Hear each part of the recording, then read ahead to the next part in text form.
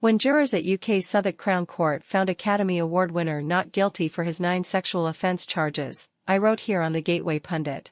Whether it was small-time conman Verbal Kint revealed to be criminal mastermind Kaiser Soze in The Usual Suspects, or the corrupt House Whip turned into murderous criminal President Frank Underwood in House of Cards, there is a common element to many Kevin Spacey characters: he played the man who gets away with it. To many, that's precisely what happened when a London jury acquitted him on his high-profile trial. To others, on the contrary, the truth has finally come to light, and his unfair persecution comes to an end. And since then, you see these two different visions at play in the society, in the movie business, and also reflected in the media.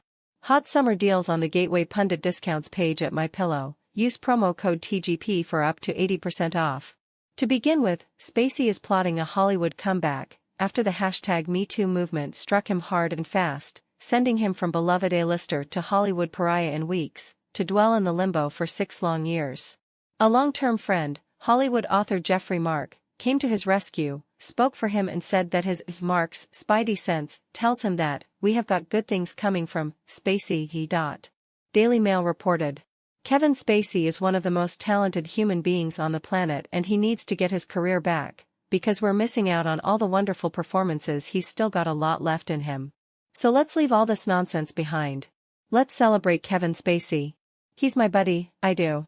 Spacey has been victorious in all of his criminal legal entanglements, so he will have to rebuild, to go in a direction we hadn't considered before.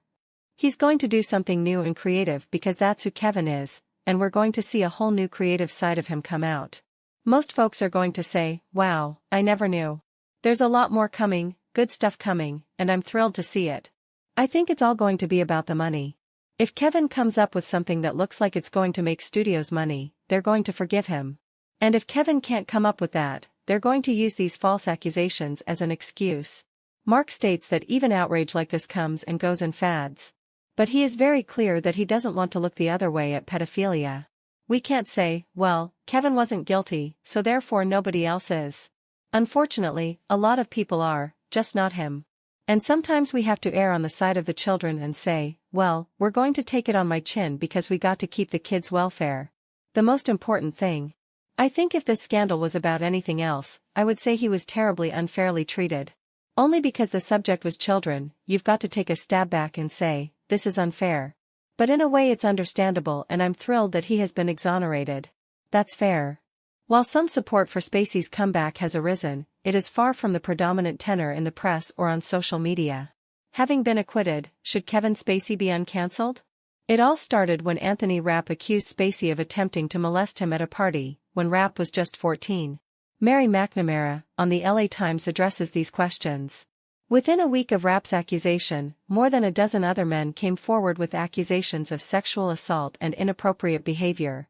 Some, including Richard Dreyfuss' son Harry, alleged behavior that had occurred when Spacey was an adult and they were teenagers. Production on House of Cards halted, and in early November, CNN reported that multiple crew members had accused Spacey of sexual harassment and, in one case, sexual assault. Netflix cut ties with its most fervent spokesman.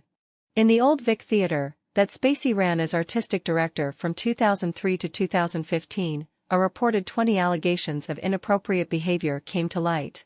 It does strongly suggest a pattern of behavior. While a jury found Spacey not liable in Rapp's civil suit over the molestation allegation, it was not all victories. In a separate action, the actor was ordered to pay House of Cards production company MRC $31 million for breaching his contract by violating the company's sexual harassment policy. While some say he had his day in court and should be able to move on, McNamara is not one of them. But cancellation isn't a legal finding, it's a public relations phenomenon. Could audiences possibly watch another of Spacey's signature bad guys, or even good guys, without all the accusations, criminal charges and lawsuits, not to mention those bizarre, let me be frank, videos, piling up between the actor and his character? It is expected that some film or television directors and producers will feel that Spacey is worth the risk.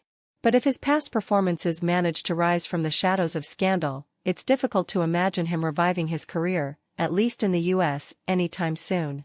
His fall was epic and, frankly, exhausting. It would take a solid group of A-list supporters to bring him back into the fold. Thus far, they have not shown themselves.